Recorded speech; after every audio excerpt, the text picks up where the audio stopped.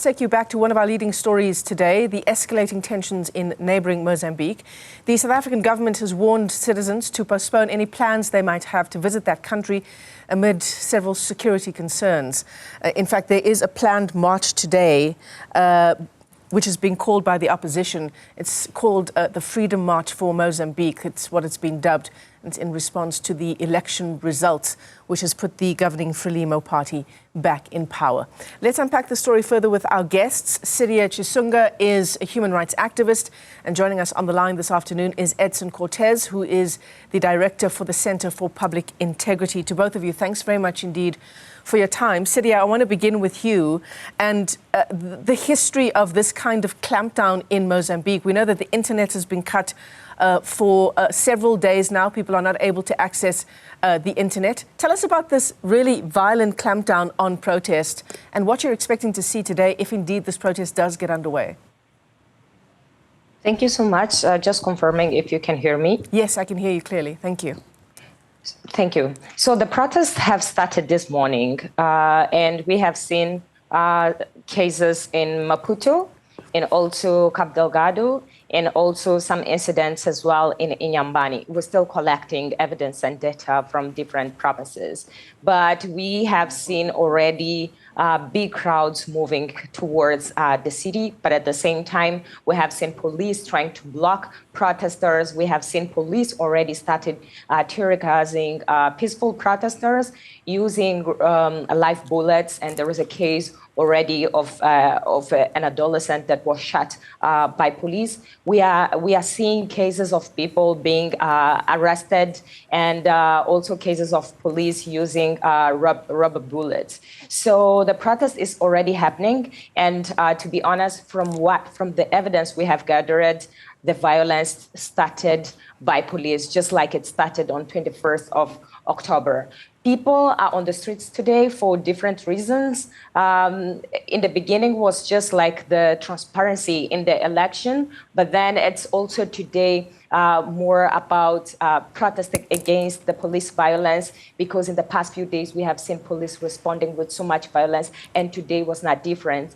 We are seeing police shouting at people that the only thing they are doing is just like singing. At the same time, we have the presence of military that the Minister of Defense have mentioning that militaries would be on the streets, but right now, at this moment, is still police on the charge. But if the situation escalates, military would take over. At the same time, we're seeing two contexts. There are contexts where police in, for example, Pemba, Cabo Delgado, they escorted the population, the protesters, in a peaceful way. No incident so far reported. But in Maputo, in very different locations, we're seeing different behaviors from the same police, which is leading to people thinking sometimes that it might be a threat.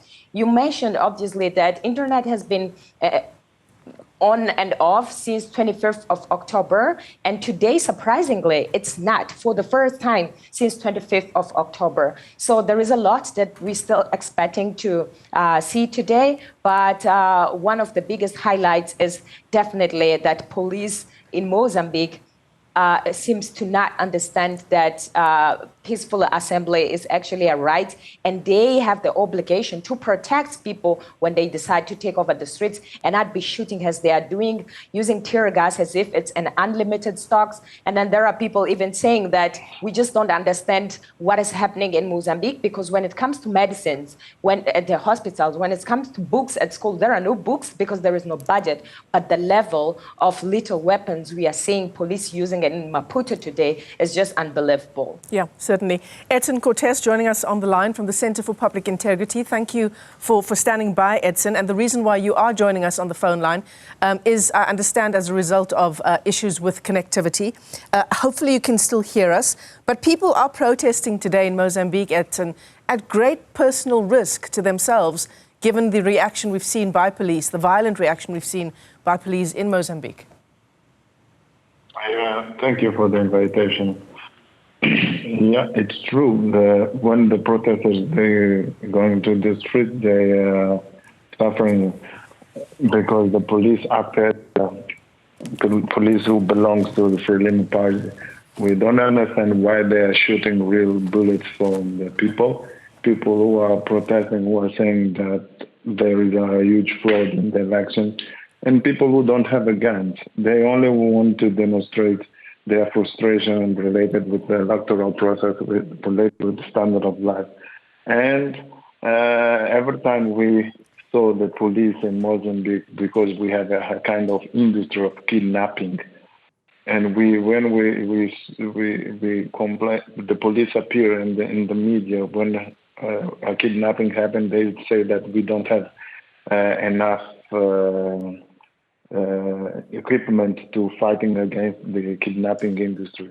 But today, during these days, we saw the police with well-equipped police with very nice cars, guns, helicopters, but they don't do nothing to protect the people. They only protect the ruling elite, Frelimo elite, who wants to remain in power without doing nothing in terms of public policy to create more jobs, create more better education, and to create better standard of life for millions of Mozambicans. And that's why people in the streets today. Yeah. Sorry for the interruption there. I want to just hone in on the Center for Public Integrity and its report that's entitled 25 Years of Electoral Fraud Protected by Secrecy. And the report talks about orchestrated fraud going as far back as 1999 in Mozambique. Yeah, this is true. Frelimo remain in power because they use fraud as the mechanism to remain in power. Because in every election, what we saw is the way that Frelimo increased their expertise in terms of doing fraud. And the energy that this party use to defraud the elections, if they use to create public policy, good public policy, I think Mozambique is a great country to live with, without poverty. And for example, last year at municipality elections, we as a CIP, we made PVT and we show, and we send all the details, all documents to the Constitutional Court, and showing that in Maputo, the Frelimo candidate, he didn't win the election. We have all the details, but nothing happened. And in Maputo, the mayor is from Frelimo, but he didn't won the election. So, and people who in power without won the election, they never be accountable with the voters because they don't need the voters to remain in power. That's the huge problem in Mozambique. Frelimo don't need us as a voters to remain in power because they use fraud. That's why they act to benefit themselves. I'm going to ask you both to please stand by. Edson Cortez is Director at the Center for Public Integrity, and also joining us is Cidia Chissungo, who is a human rights activist. We're going to continue honing in on the situation in Mozambique in just a moment. Do stay with us. Two guests with us today. Cidia Chissungo is a human rights activist, and Edson Cortez is the Director at the Center for Public Integrity. To both of our guests, thank you for your time and your patience in staying with us. Cidia, I want to bring the discussion back to you. Is there any hope in the Electoral Commission in Mozambique and indeed for a recount of these election results? Thank you.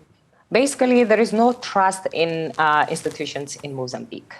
And after the National Commission of Elections, now the country is waiting to hear from the Constitutional Council. But if the Constitutional Council is still the same that people know and that announced the results last year, even after all the evidence Edson Cortez mentioned a few minutes ago, they still decided to validate results of elections that clearly were not transparent. And at this moment, the only thing, for example, that Mozambicans are asking is that if Frelimo really won with 7.6% just show the proofs, which is something that the National Commission of Elections decided not to do.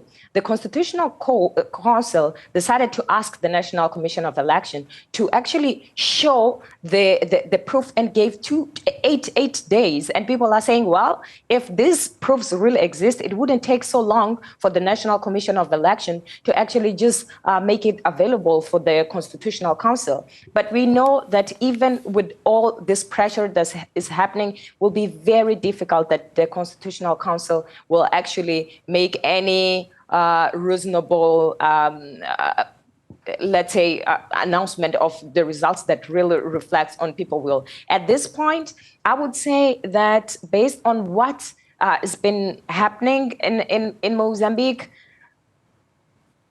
the end result in terms of like what the institutions will say seems like to be not like the solution. People are calling more for like a national dialogue, so that it's possible to even discuss many other things. Because right now, to be honest, as I mentioned in the beginning, it's not just the elections. Mozambicans are not only on the streets right now just because of the elections. It's because the institutions, they really don't work. It's because the police is not on the streets to protect people, but it's just working to respond to the interests of Frelimo. There are many other aspects. For example, salaries. We have seen protesters today with different posters just saying, for example, cars for the president's son cost millions, but police in Mozambique is still receiving 7,000. People are saying that there are schools closing because there is no water bills being paid. People are saying there are no medicines at the hospitals. We even saw doctors and other health professionals this week protesting as well and saying they're overwhelmed with the amount of work they are having right now because police is shooting to kill. So right now there is no hope and trust in institutions, and let's see what's going to happen. Just yesterday, Mozambican Bar Association was really suggesting that there is a need for the government to call immediately for a national dialogue. But the fact that they are not doing that, it just shows that there is no concern and no interest in resolving situations. And we have seen also very top people at Frelimo saying, oh, people have to wait for the results to be announced by the Constitutional Council. But this Constitutional Council is the same institutions that for years have only been serving the interests of Frelimo. So right now, there is a lot of uncertainty and no trust at all in institutions in Mozambique. Edson Cortez, Director at the Center for Public Integrity. Let me bring you into the conversation. How concerned are you about the country's defense minister's comments that these protests, these post-election protests, are attempts to, quote unquote, overthrow a democratically elected government? And he goes further. He says, if indeed this violence continues, he's calling the protests violent, even though by all accounts these have been peaceful protests. He says the armed forces will replace the police on the ground to protect the interests of the state. Well, I think we in Mozambique, we are ruling by the gangster state. Gangsters who are taking control of the state and to their own benefit. And when the Minister of Defense appear in public domain and talk what they say, I will say that this is the typical Frelimo ruling elite who want to protect themselves, who want to protect their interests, because they never look for what the problem that created by Frelimo, that conduct people protest, go to the street and protest. Because if we manage our elections in a proper way, with enough transparency, we don't need to solve the problems in the street. I was observer. I work as observer in the last election. We as a CIP and Multi-Integridad Consortium, we have more than 2,000 observers all over the country. And we saw the huge fraud that they made. When they start the counting process, we saw in every polls all over the country, Venancio Mondlane beating Daniel Chapo. And when they finish counting, they need to sign a détache. I don't know the word in English to détache. They need to sign a détache. The delegates of Frelimo Party, they disappear. And we waiting for until 4 p.m. and they never appear. And 3 hours later, at 8 a.m., they put or 10 a.m., they put the détache in all the pools. And the results that we saw is different than the results that we saw in the process of counting. Even the European Union observation mission said the same. I've been with the European Union observers, and we saw this. When the European Union asked for the détache, they said that CNA, you must release the détache. They say we don't have enough détache to. They said we don't want to release the détache. If you are transparent, if you don't have nothing to hide, why you don't show the détache? Yeah, absolutely. And I think that's a point made by Cidia Chissungo as well. If indeed the elections were free and fair and transparent, why not just come out and show evidence of that? In fact, let me thank both of you for your time. Cidia Chissungo is a human rights activist, and Edson Cortez there on the line to us, the director at the Center for Public Integrity.